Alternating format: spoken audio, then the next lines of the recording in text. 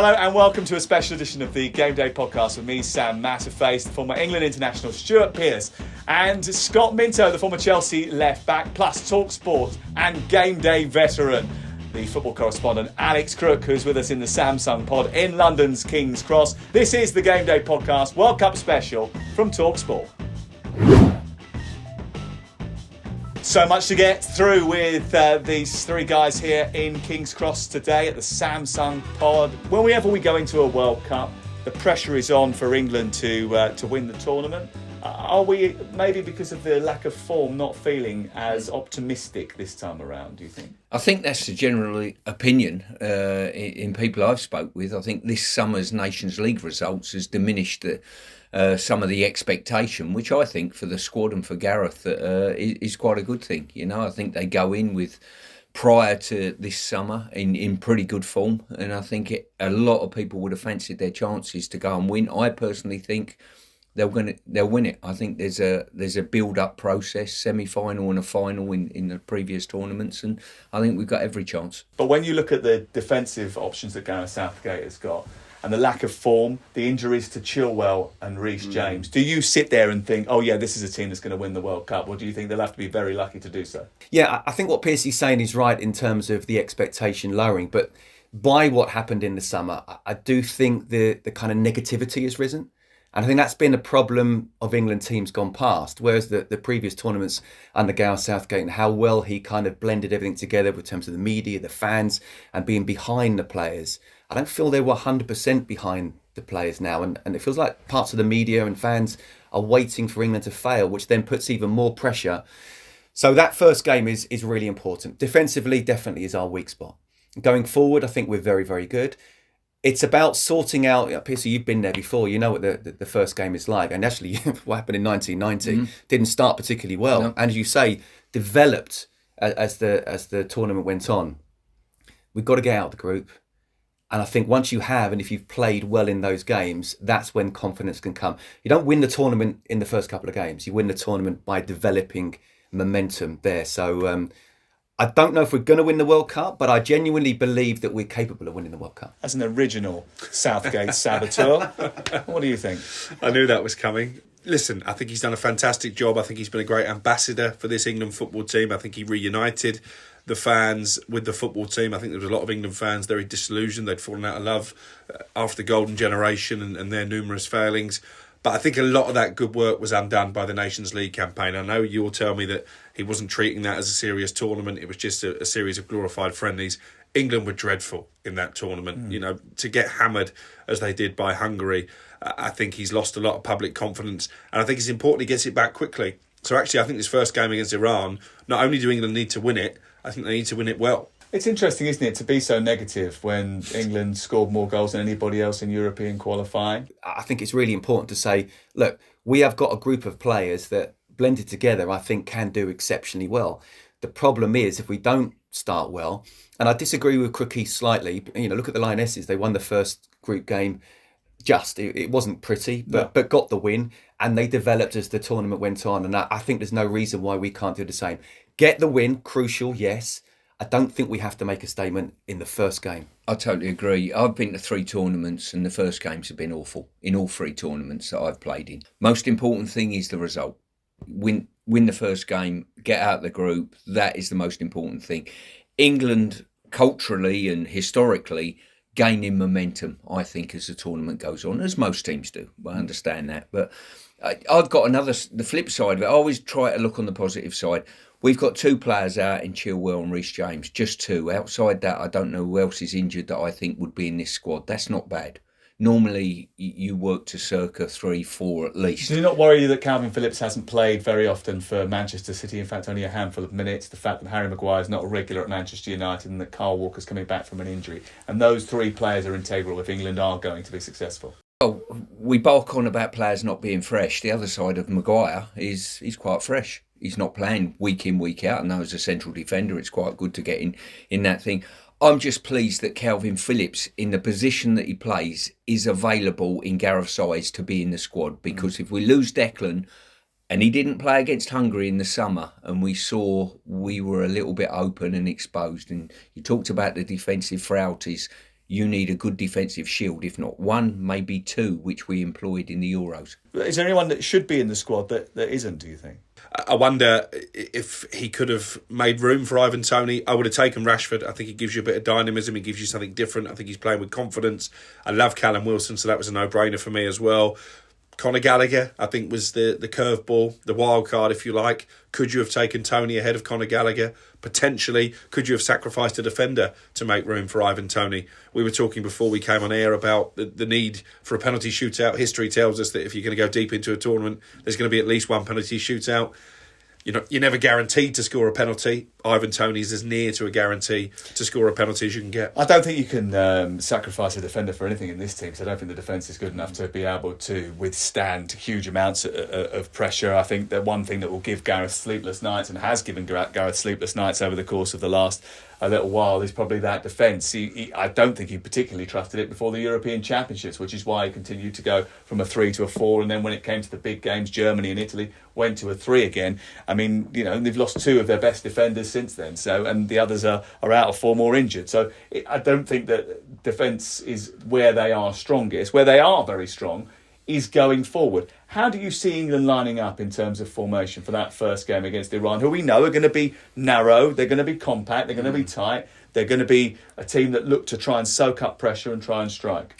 I think Gareth has come out and said, hasn't he, that he wants to be flexible. I agree with you about not taking the defenders out, but I would have had Tomori in there for pace, because I think that's what you want. I mean, Kyle Walker in the deep end of the tournament, you've got pace around Harry Maguire, who, look, he's Marmite, isn't he, at the moment? And actually, there's more people who don't like Marmite than do when it comes to Harry. But what he didn't play for 8 weeks before the Euros and played really well and was in team at a tournament. So let's see how that develops there. In terms of the system, well, again, he said he wants to be flexible. So honestly, I don't know. I wouldn't be surprised if you got an Iran side who, look, let's be fair, I think they're going to play very, very defensive. And Carlos Queiroz, that's what he does.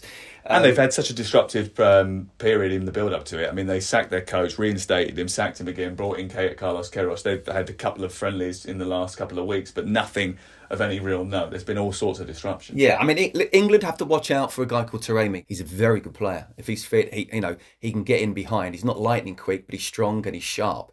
So from a defensive point of view, we need to watch out on him. From an attacking point of view, though, I do think, as nervous as you would be, and you wouldn't be human if you weren't nervous, you need to try and attack this game. Not be open. I would like to see a 4-2-3-1. I think you still need those two sort of holding midfielders to protect the two centre backs. But you want the full backs pushing on. 4-2-3-1. Who do you play? We know that Harry Kane's up there. I like Raheem Sterling. There's been he's almost a bit like Marmite at the moment, where he's not really hit the heights at Chelsea, but he's done it every single time for England. And again, going into the Euros, I was actually saying he's not playing for Manchester City, so I wouldn't start him. Yet he was one of our best players. Phil Foden, I think, hasn't hit the heights for England as well. But you've got class players that would then have time to develop into this tournament.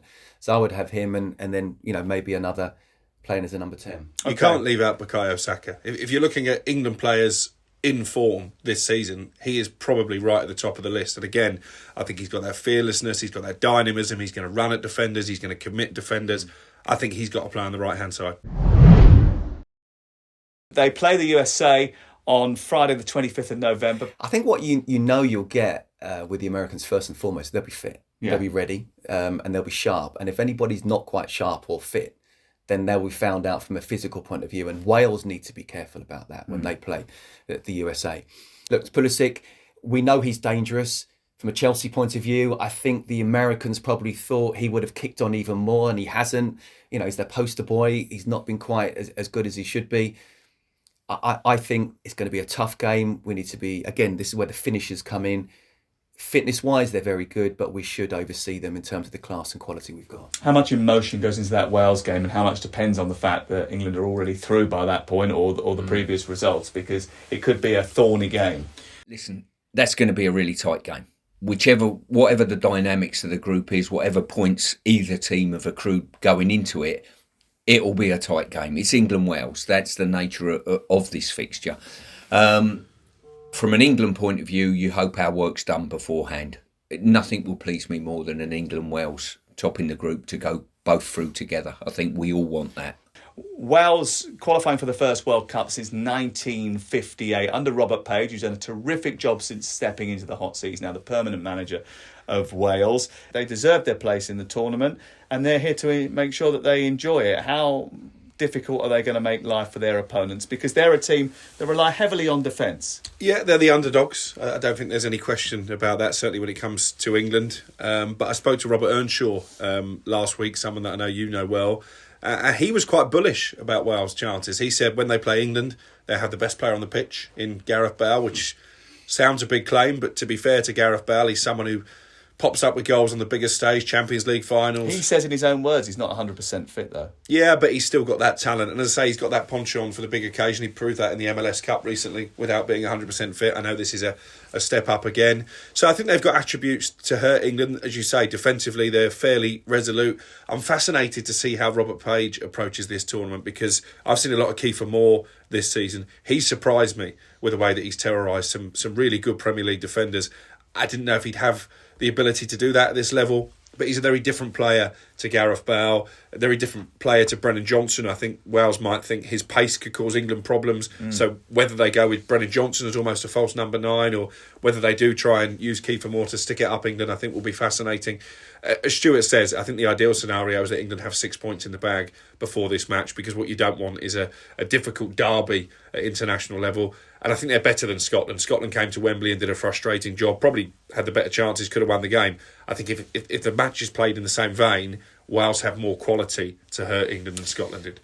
Wales are a little bit more pragmatic in that they will sit and they will allow you to have more of the ball, but they do have that X factor that many other teams don't have. And then their economy rate, shots to goals, is quite high in that they're very good at being ruthless, and they've got someone obviously that can turn something from nothing into something incredibly important in Gareth Bale. I think whenever you've got a world-class player in your ranks, especially at the front end of your team, you've always got a puncher's chance in any game. But it's not just about him, is it? Oh, no chance. I mean, the rest of the team are well organised. They know how to play. They're quite dogmatic in regard. If they go into the England game, they're quite happy to sit back and soak pressure up.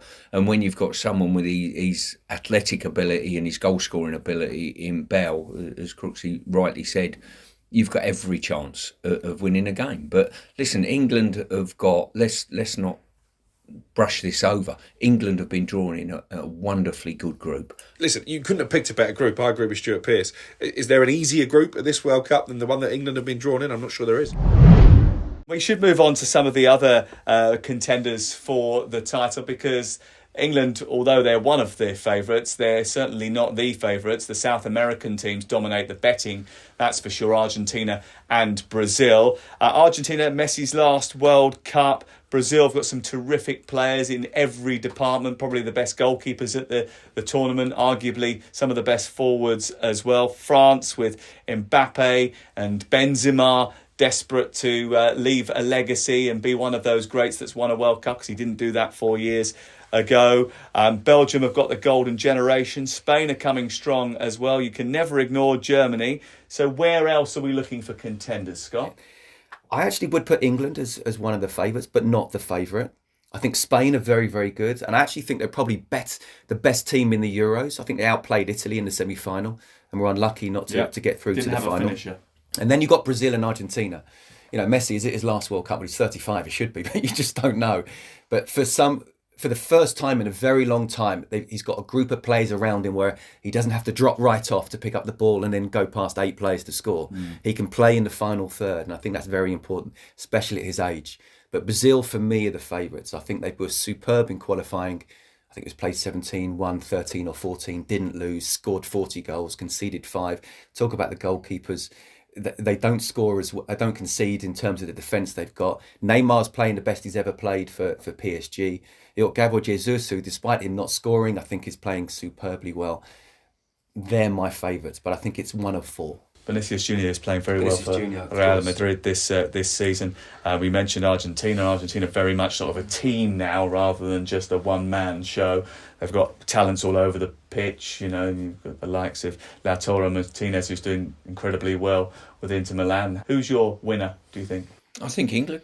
I always look back, and I made it my business to look back on when I was involved with England at teams that have won things at the younger age groups that 4 and 6 years later have stepped up to the big stage and won things, like France, like Germany, like Spain. All of those players come up together winning things at the younger age groups. England have got that history now. They've won the under-17s, 19s, 20s of recent years. Their senior team have gone to a semi and a final of recently. They've ticked a lot of the boxes that you need to go and lift a major trophy. I've got a short list of two, and they are the two South Americans. Argentina on this long unbeaten run. I think Brazil are in great shape. I think it could come down to... They're likely to meet in a semi-final. Well, it comes down to who handles the burden of expectation, because I spoke to Fabinho at Liverpool a few weeks ago, and he said it's 20 years since Brazil won a World Cup, which seems incredible, really. We know that Neymar probably has a point to prove. Could it be redemption for him after what happened in the home World Cup? It's even longer since Argentina won the World Cup. Obviously, they got to the final against Germany not long ago. So I think whichever one of those two nations handles the pressure, handles the expectation better, will win it. I think England have got some very talented players. I don't trust the back line. I don't particularly trust the manager, so I can't make a case for England winning the World Cup. I'm going to go for Spain. Luis Enrique, the manager of Spain, has formulated a brilliant group with a team ethic. They're more about team than they are individuals. They're very much about pressing, winning the ball straight away as soon as they lose it. The one thing that worries me is goalkeeper and defence there. They probably will concede some goals, but they've got a lot of energy in them, some terrific midfield players like Pedri, who is absolutely outstanding. They've got good forward players, especially in wide areas. Dani Olmo will probably play. Nico Williams is one who might start. He's had a good season for Athletic Club. But also the thing about them is that they're all about the collective rather than the individual. We've had our say on pretty much everything apart from who's going to be the top scorer. If they're going to win it, Harry Kane's probably got to be the top goal scorer. We've been there before with the likes of Lineker and many years ago and Shearer. Harry Kane's going to have to deliver 5+ goals. Who's your top scorer? I'm going with Pissy. I'm going with Harry Kane. I think he's on pens. He'll score goals. If we are to go deep, and I do believe we can go deep, then we're going to rely on him a lot. I think he's a wonderful player. He's a big match temperament player, and he put him in those situations, he scores. I'm going to suggest Lautaro Martinez. Argentina are the favourites for the tournament. They've got Lionel Messi to provide for him. He scored seven goals in qualifying. He was their top scorer. 21 goals in 40 caps, 7 assists during that time. I think they go to the final. His former Inter suggests that he will convert chances if you give him them. Karim Benzema is an interesting shout. You talked about his injuries, but 7 games in La Liga this season, 5 goals and 1 assist. He is a major goal scorer, but I'm going to plump for Martinez. Who are you going for? I'll go with Martinez, but I'll just give an honourable mention to Kylian Mbappe as well, because as much as I think Denmark are a difficult opponent for France, I think they'll win the other 2 games in that group quite comfortably, and he is someone who is more than capable of scoring a hat-trick in one of those 2 games, and if you get a hat-trick in the group stage, you've got a great chance of winning the Golden Boot. Okay, thank you very much for tuning in. Thank you very much for listening to the podcast. The Game Day podcast from talkSPORT, available every single day of the tournament. You'll be able to watch a couple of these episodes as well on the talkSPORT YouTube channel from the London King's Cross Samsung Experience store, the hub where we are recording this particular episode of the podcast. Samsung are going to be our partners throughout the course of the tournament, and remember, just listen out for some of the key things that you can get involved in, including the opportunity to watch the semi-finals with 5 of your mates and go for a free bit of scran as well. If I win it, I'm not taking any of these.